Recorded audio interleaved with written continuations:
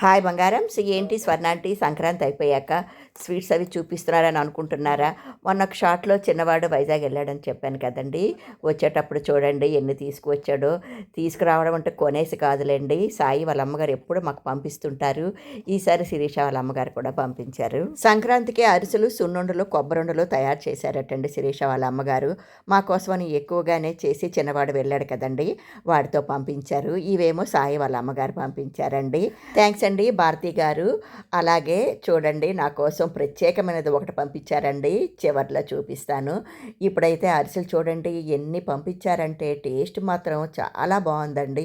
అలాగే కొబ్బరుండలు అయితే నోట్లో ఇలా పెట్టుకుంటా అలా కరిగిపోయింది అనుకోండి. ఇదిగోండి నా కోసం ప్రత్యేకంగా పంపించింది.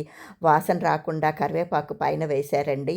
బస్సులో వచ్చాడు కదా బాబు, అందుకని నీట్గా ప్యాక్ చేశారండి. ఇదిగోండి ఎండు చేపలు నా కోసం అనమాట.